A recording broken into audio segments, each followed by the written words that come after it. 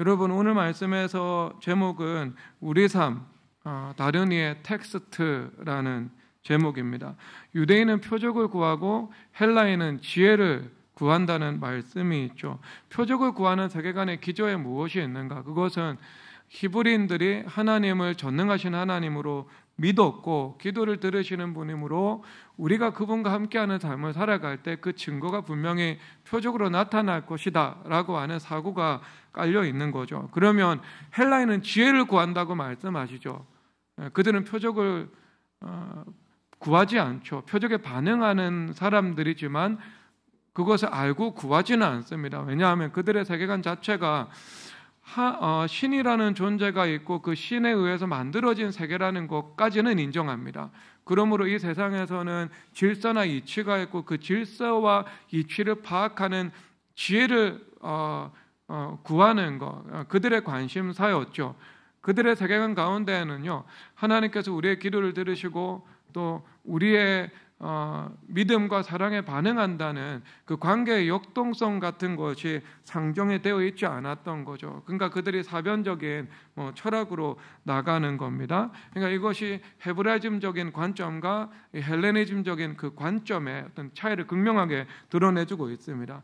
그런데 한편으로 유대인들이요, 표적을 구하지만 또 표적을 보고서도 믿지 못한다고 성경에서는 말씀을 하고 있잖아요. 그러니까 그들이 율법의 지혜를 소유하고 있었음에도 불구하고요, 초율법적 사고방식으로 예수님께서 행하신 그 수많은 표적과 기적을 보고서도요, 예수님을 메시아로 인정하지 않았습니다. 그래서 이스라엘의 선지자들은 이스라엘 백성들을 향해서 너희들은 보는 눈과 듣는 귀와 깨닫는 마음이 없다. 보고서도 너희들이 반응하지 않는다. 분명히 말씀을 하고 있는 거죠. 그런데 여러분, 보고서도 반응하지 못하는 거, 표적을 보고 지혜를 들으면서도 설득당하지 않고 나를 바꾸지 못하는 것이 사실상 교회 안에서 예수님을 믿고 살아가는 사람들의 이 삶의 현존을 통해서도 얼마든지 볼 수 있는 거잖아요.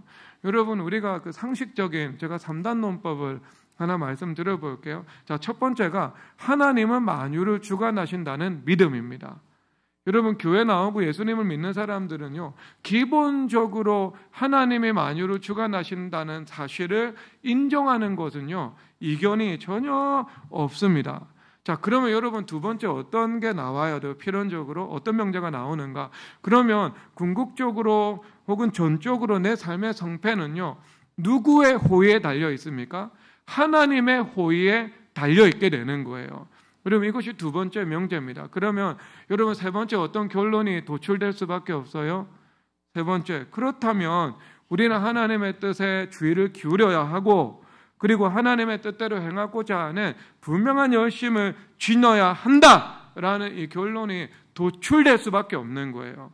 그런데 첫 번째 명제는 가지고 있어요. 그런데 두 번째와 세 번째까지는요, 우리가 논리적으로 합리적으로 진전될 수밖에 없는데요, 그 두 번째 그리고 이 세 번째 생각에까지는요, 이르지 않고 이 실천적 무신론자로 살아가는 기독교인들도 적지 않다, 이것을 보게 되는 것 같습니다.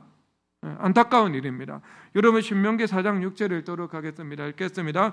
너희는 지켜 행하라. 이것이 여러 민족 앞에서 너희의 죄요 너희의 지식이라. 그들이 모든 규례를 듣고 이르기를 이 큰 나라 사람은 과연 죄와 지식이 있는 백성이로다 하리라. 아멘. 그러니까 하나님의 지혜가 무엇인가? 이것은 말씀을 듣고 지키는 것이다 말씀을 하고 있죠. 그러니까 오늘 이 3단 논법에서 첫 번째 명제에서 우리가 인식적인 차원에서 맞추는 것이 아니라 두 번째, 세 번째라는 그 실천적인 지혜와 능력까지도 나아가야 하는 것이다. 이것을 말씀을 하고 있는 겁니다. 자, 그러니까 오늘 말씀에 이제 표적 이렇게 이야기를 하고 있잖아요. 표적이라는 것은 뭐 영어로는요, 하나님의 시그너처죠. 그래서 하나님의 사인 이렇게 말할 수 있겠죠. 서명인 겁니다. 그런데 이것을 우리가 조금 다른 방식으로 표현을 한다면은요, 예수님을 믿는 사람 안에서 예수님께서 일하시고 활동하시잖아요. 그러면 예수님께서 일하신 분명한 증거가 나타나거든요. 이것을 세상 사람들이 보고 읽을 수 있는 그리스도의 편지로서 하나의 텍스트가 될 수 있다.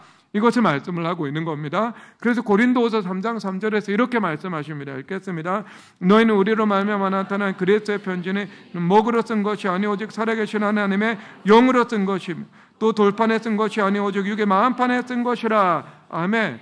그러니까 이거 우리의 신비 안에 쓰신 겁니다. 그러니까 예수님께서 우리 안에 들어오셔서 우리의 성품을 바꾸시고 우리의 깊은 곳의 인격을 새롭게 하시고 가치관을 주님께서 하나님 중심으로 교정하십니다. 그리고 나서 하나님께서 우리 삶 속에서 하나님의 전능하심을 세밀한 일에 대해서든 큰 일에 대해서든 주님께서 드러내시는 것이죠. 그런데 이것이 그리스도의 편지 자체가 되어서 우리를 둘러싼 세상과 사람들이 읽을 수 있을 것이다 라고 말씀을 하고 있는 겁니다. 그러니까 여러분 오늘 말씀에 누가 어떤 인물이 나오죠? 나사로가 나오잖아요. 12장 9절 읽겠습니다. 유대인의 큰 무리가 예수께서 여기 계신 줄 알고 오니 이는 예수만 보기 위함이 아니요 죽은 자 가운데 다 살리신 나사로도 보려 함이로다. 아멘. 나사로도 보기 위해서 찾아왔다고 말씀을 하고 있는 거죠. 그러면 나사로 안에서 예수님께서 부활을 행하셨습니다. 그러니까 죽은 자도 살리시는 분이 바로 예수님이심을 나사로라는 근거를 통해서 드러내신 것이지요. 그러므로 나사로 자체가 나사로 안에서 행하신 예수님의 일이 유대인들이 볼 수 있는 예수님의 편지, 하나의 텍스트가 될 수 있었다. 이것을 말씀을 하고 있는 겁니다. 그러니까 부활이라는 것이 이스라엘 백성들의 그 사회 가운데 메가톤급의 충격과 공포를 던져줄 만큼 그 정도의 텍스트였다. 이것을 말씀을 하고 있는 겁니다. 그럼 이게 부활입니다. 부활. 여러분 우리 모두 부활을 꿈꾸지 않습니까? 아브라함과 사라가 100세라는 나이에 신체적인 기능이 부활해서 이삭이라는 아들을 낳을 수가 있었죠. 그리고 감옥에 간 요셉이 하나님께서 주신 꿈과 사명이 이루어질 가능성은 1%도 없어 보이는 그 상황 속에서 하나님께서 감옥에서 구출하심으로 애굽의 총리직을 맡기심으로 하나님께서 그 꿈과 사명의 부활을 그에게 허락해 주셨던 것입니다. 그래서 이 부활이라는 것은요 이미 잘 운행되는 것이 더 잘 운행되는 것, 그 생명력의 역사고요. 부활은 운행이 멈춘 것, 가능성이 끊어진 것, 이것을 다시 소성케 하는 것, 이것이 바로 부활의 능력이라는 것입니다. 그러니까 나사로는 부활의 실체였던 겁니다. 부활의 실체. 여러분도 나사로처럼 그 인생 부활의 예수 그리스도의 근거가 되시기를, 사람들이 읽을 수 있는 텍스트가 되시기를 주님의 이름으로 축복합니다. 그러면 이게 여러분 우리가 하나님의 말씀의 법을 따르면 부활의 조건이 있다는 거죠. 부활. 이유 없이 부활은 일어나지 않습니다. 갈라디아서 2장 19절에서 20절 다 함께 읽도록 하겠습니다. 내가 율법으로 말미암아 율법에 대하여 죽었나니 이는 하나님에 대하여 살려 함이라. 내가 그리스도와 함께 십자가에 못 박혔나니 그런즉 이제는 내가 사는 것이 아니요 오직 내 안에 그리스도께서 사시는 것이라. 이제 내가 육체 가운데 사는 것은 나를 사랑하사 나를 위하여 자기 자신을 버리신 하나님의 아들을 믿는 믿음 안에서 사는 것이라. 아멘. 오늘 말씀에 의하면 율법에 대해서 내가 죽을 때 율법의 정죄와 저주에 대해서 십자가와 연합해서 나라는 이 자아와 자아의 부패성, 이런 모든 것들이 죽을 때 내 안에 계신 예수님께서 사시죠. 내 안에 계신 예수님께서, 부활하신 예수님께서 사시니까 내 인생의 부활의 역사가 나타난다. 이것을 말씀을 하고 있는 겁니다. 그러면 이 핵심 주제는요, 죽음 이후에 부활이 온다는 겁니다. 그러면 우리가 잘 죽어야 되겠죠.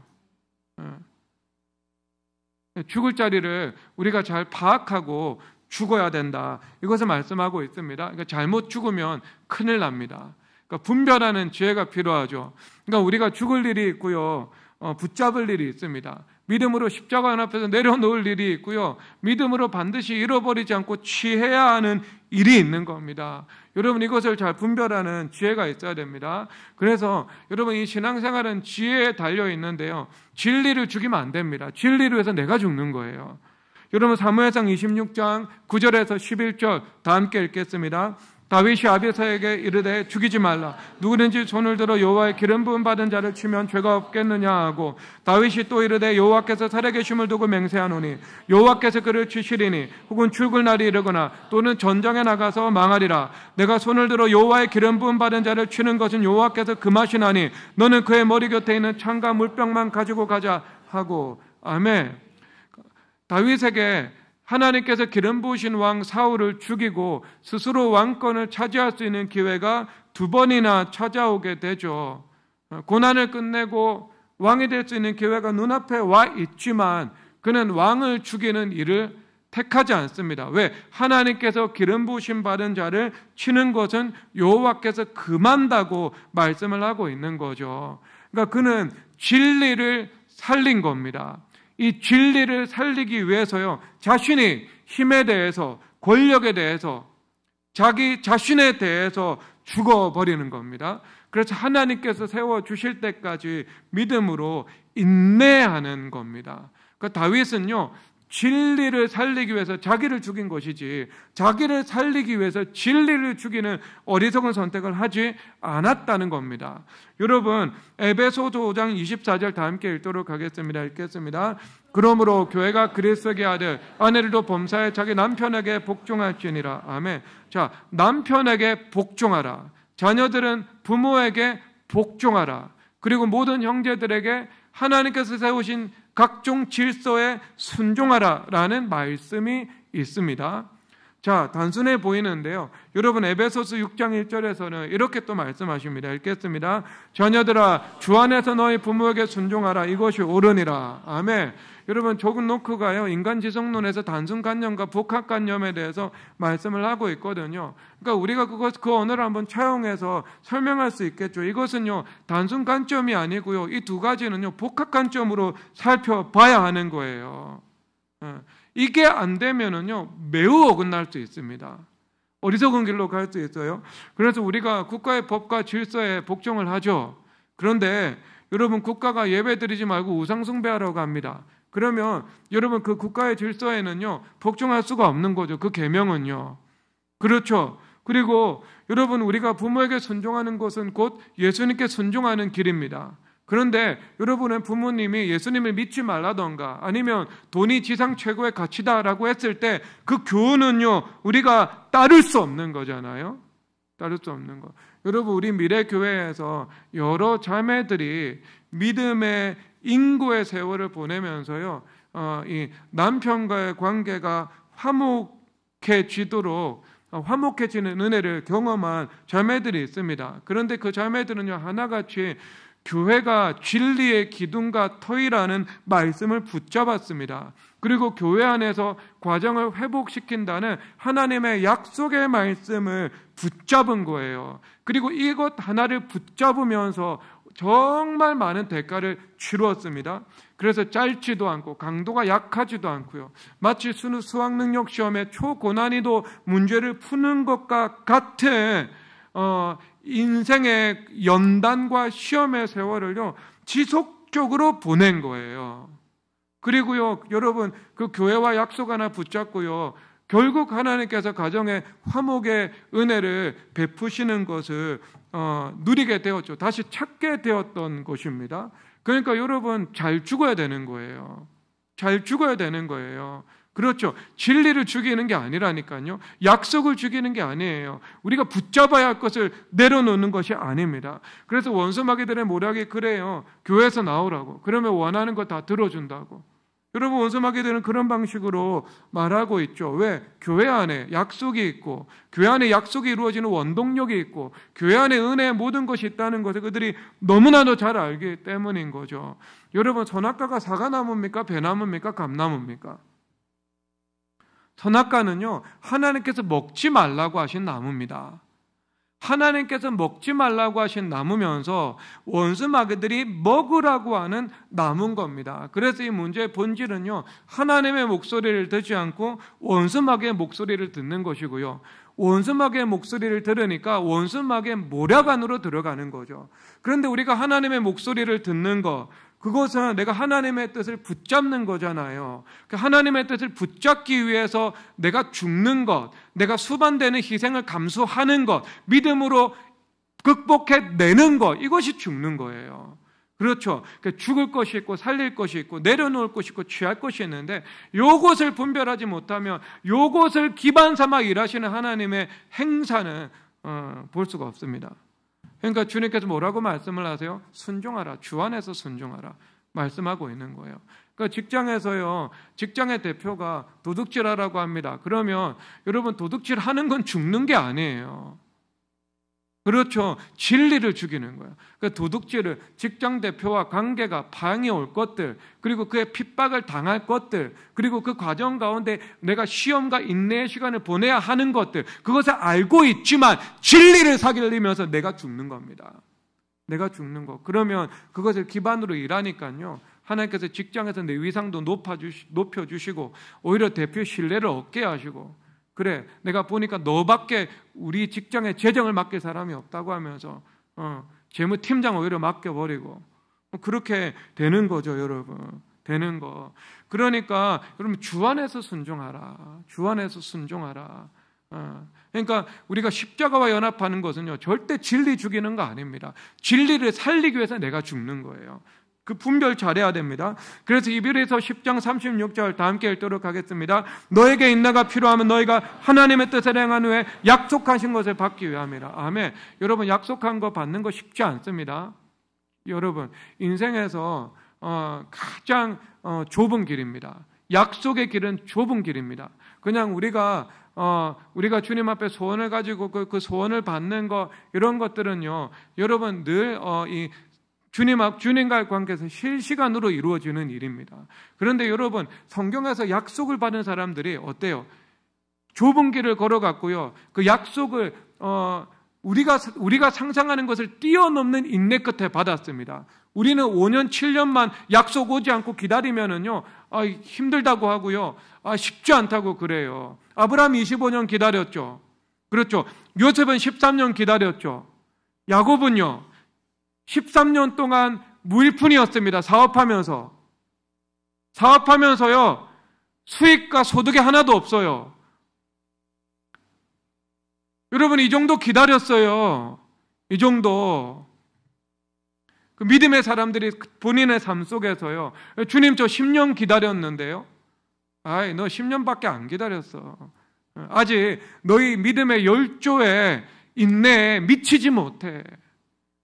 그 정도밖에 안 되는 겁니다. 그 정도밖에 안 되는 거. 그러니까 약속은 그저 응답되는 거 아닙니다. 성경적인 관점에서 볼 때 우리는 좁은 길 걸어가야 돼요. 진리를 선택하고요, 진리 아닌 것을 가지쳐내는 의의 길을 걸어가는 겁니다. 연단도 받고요, 시험도 있어요. 그러니까요, 어떻게 해요? 하나님의 뜻을 먼저 행해야 된다. 하나님의 뜻을 행한 이후에 약속을 받는데, 하나님의 뜻을 행한 직후에 약속이 오는 것이 아니고, 하나님의 뜻을 행하고 그 다음에 인내가 필요하고 그 다음에 약속하신 것을 받는다라고 말씀을 하고 있는 것이지 않겠습니까? 성경이죠, 뭐 그렇게 말씀하시죠. 단번에 죽는 것보다요, 여러분 우리가 10년 동안 20년 동안 그 인내의 길을 걸어가면서, 좁은 길을 걸어가면서요, 의의 무기를 좌우에 지니게 되는 그런 연단과 시험을 통과해내는 것, 그리고 그 끝에 약속을 보게 되는 것이요, 그것이 순교자의 길이면서요, 그것이 여러분 단번에 죽는 것보다 더 어려운 길이 될 수 있습니다. 이것은요. 그런데 이게 약속의 길이고요, 이것이 주님의 충성된 제자들에게 한결같이 요구되고 요구하시는 길이라는 것을 성경에서 말씀을 하고 있네요. 그렇죠. 그러니까 여러분 그 인내에 불평하지 마십시오. 원래 그랬습니다. 성경에서 인내 없다고 말씀하신 바가 없어요, 여러분. 성경에서 믿음의 선배들의 연대기를 보여주면서 늘 인내를 말씀하고 계세요. 인내를. 그러니까 여러분 쉽지 않죠. 이삭도요, 기근이 찾아왔잖아요. 그러면 그 기근을 손쉽게 극복할 수 있는 길이 있죠. 왜? 애굽 가는 겁니다. 세상으로 가는 거예요. 세상을 선택하는 거예요. 그런데 하나님 하지 말라고 하셨잖아요. 그러면 진퇴양난인 거예요. 기근이 있는 현장을 떠나지 말라. 기근이 없고 풍성한 애굽은 가지 말라. So what인 거예요. So what. 하나님 말씀을 모르는 사람들은요, why not? 왜요? 왜요? 그런 뭐 주제가 아니겠습니까? 그러니까 여기서 죽음이 필요한 거예요. 가나안에 남기 위해서는요, 애굽의 재물에 대해서 죽어야 되고요, 가나안에 있는 기근에 대해서 죽어야 되고요, 그리고 순종을 위해서 자기 죽음이 필요한 것 아니겠어요? 그런데 여러분 그 순종 하나를 통해 가지고요, 하나님께서 기반 삼아 100배 결실하는 죽음의 땅에서 100배 열매면 부활의 역사를 행하시는 것입니다. 하나님의 뜻, 인내, 그 다음에 약속입니다. 이상한 일이 아니라고요, 여러분. 10년 기다리는 게 이상한 일이 아니라고요. 이상한 일 아닙니다. 그러니까 여러분 잘 분별해야 됩니다. 죽일 거 살려놓고 살릴 거 죽여놓고 하면 안 된다고. 여러분 한 번 더 제가 여러분들에게 이해를 돕기 위해서 말씀드리겠습니다. 창세기 15장 9절 보도록 하겠습니다. 읽겠습니다. 시작.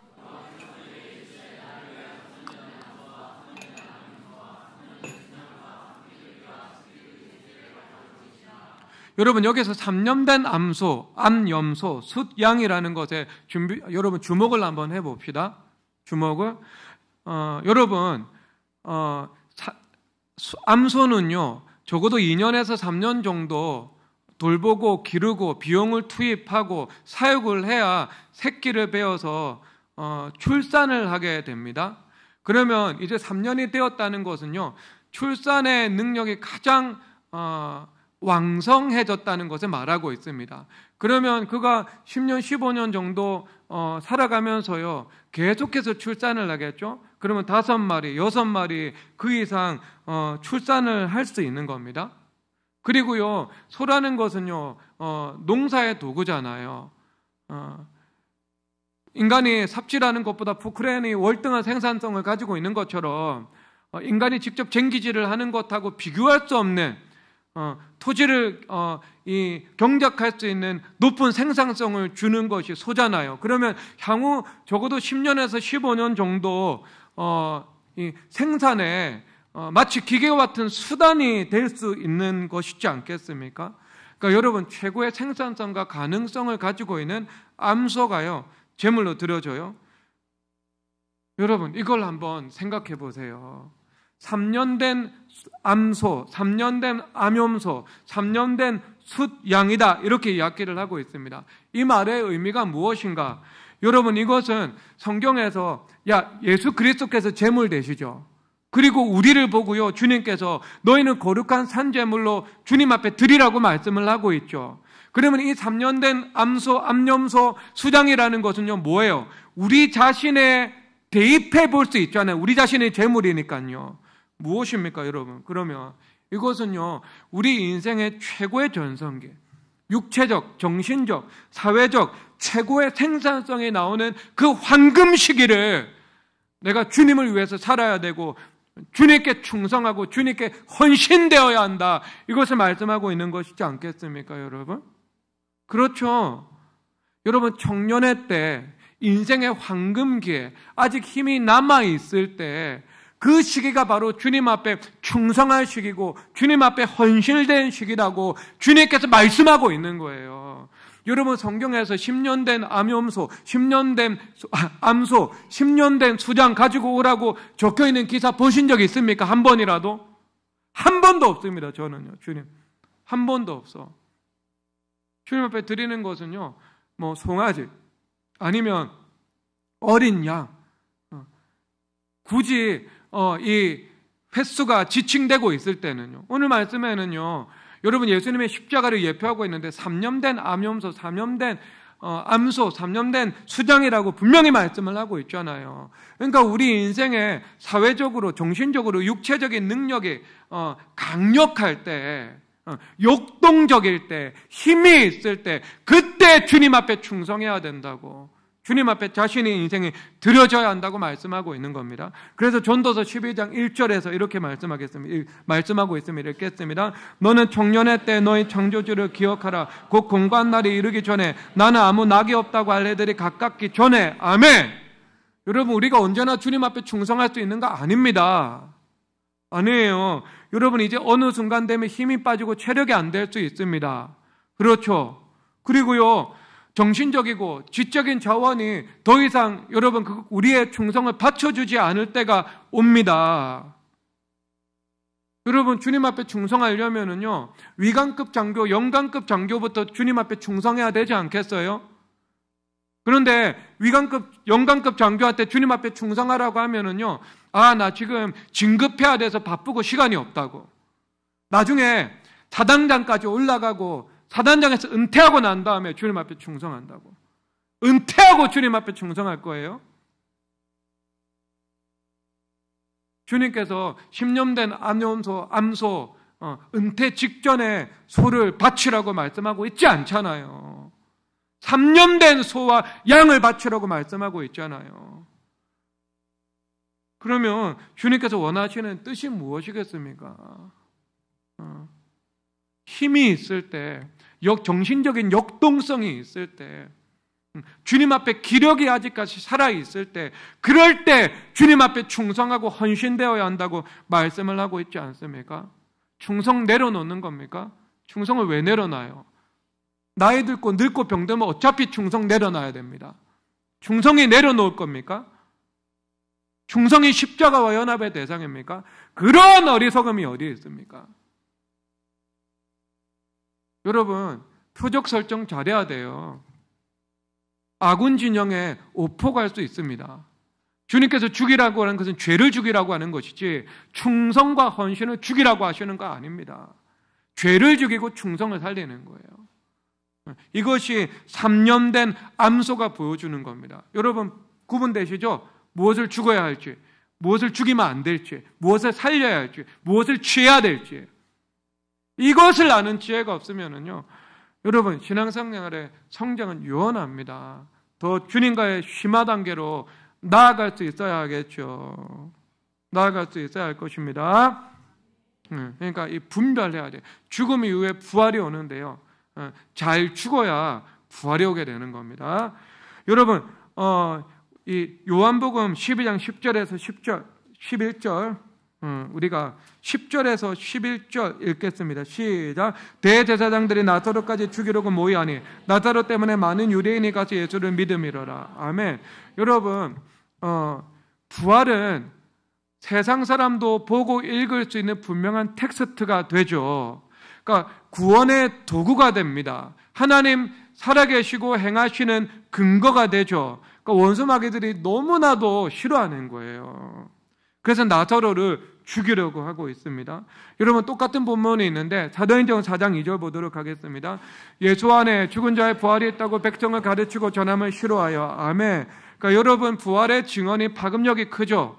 그러니까 그 증거도 싫어하고 증언도 싫어한다라고 말씀을 하고 있습니다. 자, 그렇다면 원수 마귀의 전략을 우리가 생각하면 어때요? 가장 강한 군대를 배치하겠죠? 상식이죠, 여러분. 가장 강한 군대를 배치하겠죠. 상식입니다. 여러분, 그러면 여러분 이것을 우리가 블레셋에 관한 기사를 통해서 살펴볼 수 있는데요. 이스라엘 백성들이 출애굽해서 가나안 땅을 정복하는 유사한 시기예요. 블레셋 민족도 가나안 땅 서편에 있는 그 지중해 해변길로 들어와서 정주하기 시작합니다. 자, 이 민족에 대해서 아모스서 9장 7절에서 말씀하시는데 읽겠습니다. 여호와의 말씀이니라. 이스라엘 자손들아, 너희는 내게 구스 족속 같지 아니하냐? 내가 이스라엘 애굽 땅에서 블레셋 사람을 갑돌에서 아람 사람을 길에서 올라오게 하지 아니하느냐? 아멘. 갑돌이 크레타 섬이거든요. 블레셋 사람을 크레타 섬으로부터 가나안 서편 지중해 해변으로 정주시킨 분이 바로 하나님이시다라고 말씀을 하고 있습니다. 그러니까 이 블레셋 사람들은요, 크레타 문명의 후예이면서 이 철기 문명의 개념 설계 역량을 보유하고 있는 분이죠. 그런데 여러분 여기서 모순처럼 보이는 장면이 등장하는데 하나님께서 이스라엘 백성들의 가나안 경계선을요, 서편에는 지중해로 설정을 하고 계십니다. 그러면 블레셋 사람들이 정주한 그 지역은요, 하나님께서 약속으로 이스라엘 백성들에게 주신 땅입니다. 그런데 그 땅을요, 하나님께서 한편으로 블레셋 백성들을 데리고 와서 이주시킨 거예요. 여러분, 이게 하나님의 전략이죠. 왜냐하면 이것은요, 로마의 관점에서 가르타고예요. 그러니까 그 로마의 유명한 이 장군이죠. 근데 그 장군이요, 가르타고의 멸망 이후에 탄식했습니다. 왜? 로마인들을 깨어있게 만드는 카르타고라는 적이 사라져서 이제 로마는 나태함으로, 타락으로 무너지게 될 것이다라고 예언하는 예언을 하고 있거든요. 로마의 카르타고처럼 블레셋은요, 이스라엘의 옆구리의 가시와 같은 역할을 하고 있는 거죠. 이스라엘을 단련하는 기능을 하고 있는 겁니다. 그래서 백성들이 깨어 있을 수 있도록, 겸손히 우상 숭배하지 않고 하나님만을 의지할 수 있도록 하나님께서 허락해 놓으신 방편인 것입니다. 그리고 원수마귀의 관점에서는요, 이 해변길을 장악하는 것을 방해하는 원수마귀의 전략인 거죠. 입체적인 관점에서. 왜냐하면 해변길은요, 여러분, 제가 누누이 설교하는 것처럼 이집트 문명과 메소포타미아 문명을 서로 연결해주는 유일한 교통로잖아요. 그러면 그 교통로를 장악하고 있으면 막대한 통행세와 관세를 받으면서요, 경제적인 주도권을 차지할 수 있는 거죠. 그런데 여러분, 이 땅의 물질적인 것은요, 하나님께서 일하셨을 때 굉장히 파급력이 큰 것입니다. 그렇기 때문에 원수마귀들도요, 그것을 알기 때문에 부활이 일어날 수 있는 것에 강한 군대를 배치하는 것처럼 물질적으로 하나님께서 일하실 수 있는 사명 가운데 강력한 군대를 배치하는 거예요. 파급력이 크기 때문에. 죽은 나사로가 부활했을 때 엄청난 파급력이 있었죠. 그리고 하나님께서 블레셋이 차지하고 있는 그 경제적인 영토를 이스라엘 백성들이 차지했을 때 막대한 경제적인 주도권을 장악하게 되므로 그것으로 인한 파급력도 매우 큰 겁니다. 그러니까 원수마귀들의 강한 군대가 배치되어 있다, 이것을 말씀을 하고 있는 겁니다. 말씀을 하고 있는 거예요. 그러니까 여러분, 이런 이 원리를 우리가 알고 있어야 되죠. 그러니까 우리가 가정이 파탄나기 직전에 회복되는 거 엄청난 증거거든요. 그렇죠. 그리고요, 우리의 기업이 죽었다가 부활하는 거, 이것도 엄청난 증거잖아요. 우리의 육체적인 건강이 이 질병이 왔다가 이것이 치유받는 거, 이것도 엄청난 하나님께서 행하신 것을 나타낼 수 있는 근거잖아요. 예수 그리스도의 편지, 불신자들이 읽을 수 있는 텍스트가 되거든요. 그러니까 원수마귀들이 강한 군대를 배치하는 것입니다. 시기 질투하는 원수마귀의 방해가 분명한 거예요. 그러면 이것은 우리 가운데 두 가지 함의를 던져주게 되는데요. 첫 번째 함의가 무엇인가? 히브리서 12장 11절입니다. 읽겠습니다. 무릇 징계가 당시에는 즐거워 보이지 않고 슬퍼 보이나 후에 그로 말미암아 연단받은 자들은 의와 평강의 열매를 맺느니라. 아멘. 그래서 우리 가운데 연단으로 주신다. 근데 블레셋이라는 연단을 통해서 의와 평강이라는 열매를 맺을 수 있다라고 말씀을 하고 있는 겁니다. 그러니까 우리 교회에서 약속의 길을 걸어가는 사람들은 연단이 있습니다.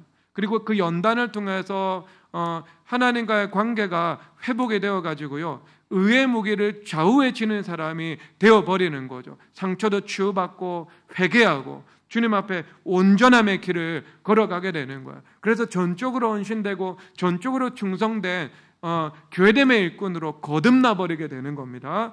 그래서 여러분, 우리가 믿음과 기도로 바로 그 연단과 싸워가지고 극복해야 되는 거죠. 그리고 두 번째입니다. 마가복음 3장 27절입니다. 읽겠습니다. 사람이 먼저 강한 자를 결박하지 않고는 그 강한 자의 집에 들어가 세간을 강탈하지 못하리니 결박한 후에야 그 집을 강탈하리라. 아멘. 여러분, 블레셋과 싸워 그들을 제압하고 그리고 그들을 몰아내지 않으면은요, 그 지중해 해변길을 장악하지 못하죠. 그것을 우리의 소유로 획득할 수 없게 되는 것입니다. 그러니까 여러분, 부활의 싸움, 그리고 우리가 특별히 가정의 부활이든 물질적인 부활이든 그런 삶의 영역 속에서 하나님께서 행하시는 그런 싸움, 그것은요, 반드시 원수마귀와의 영적인 전쟁이 있는 겁니다. 그래서 다윗이 골리앗을 쓰러뜨리는 것처럼 믿음의 권세와 기도의 능력으로 블레셋을 정복할 때, 골리앗을 쓰러뜨릴 수 있을 때 하나님께서 주신 그 사명의 땅을 획득할 수 있게 되는 것이고요. 그리고 그 부활의 증거가 하나님께서 행하시는 그 근거의 텍스트가 되는 역사가 우리 삶 속에서 나타나게 되는 것입니다. 여러분, 이 과정을 통해서요, 무엇이 나타난다고요? 우리 인생에 부활이 나타나는 겁니다. 그래서 여러분, 인생 자체가요, 부활의 텍스트가 되기를 주님의 이름으로 축복합니다. 여러분 안에서 예수님께서 행하신 그 크고 작은 일들이 세상 사람들이 읽을 수 있는 바로 그리스도의 편지가 될 수 있기를 주 예수 그리스도 이름으로 축복합니다. 이 시간 우리 다 함께 일어나서 십자가의 길 순교자의 삶 찬양하도록 하겠습니다.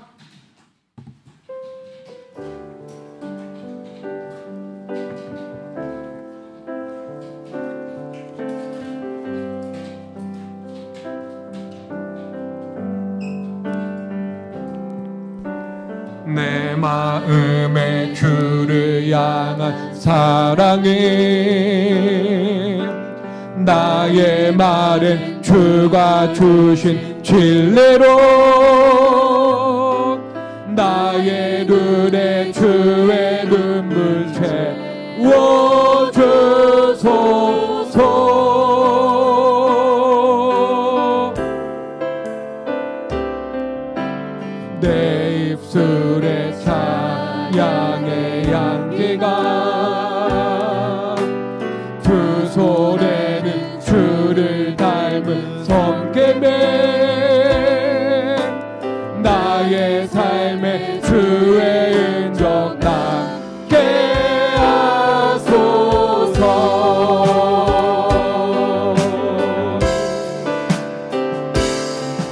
하나님의 사랑은 영원히 함께하리. 십자가의 길을 걷는 자에게 순교자의 삶을 사는 이에게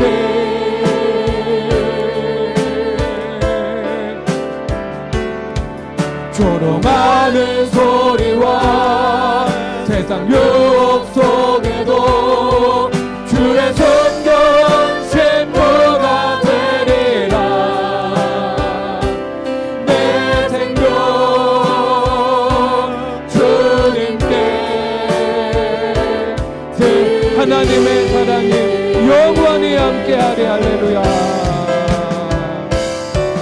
하나님의 사랑이 영원히 함께하리. 십자가의 길을 걷는 자에게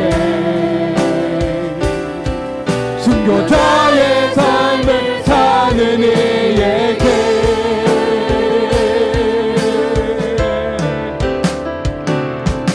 조롱하는 소리와 세상 유혹 속에도 주의 순결한 신부가 되리라. 내 생명 주님께 하나님의 사랑이 영원히 함께하리. 하나님의 사랑이 영원히 함께하리. 십자가의 길을 걷는 자에게 순교자의 삶을 사는 이에게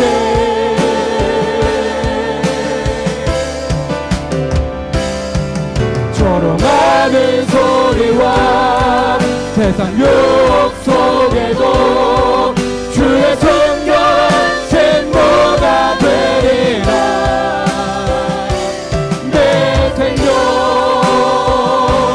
주님께 마지막 하나님의 사랑이 영원히 함께하리. 하나님의 사랑이 영원히 함께하리. 십자가의 길을 걷는 자에게 순교자의 삶을 사는 이에게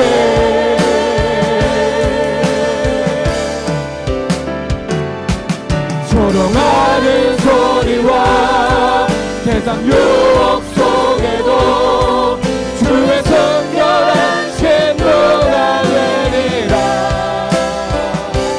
내 생명 주님께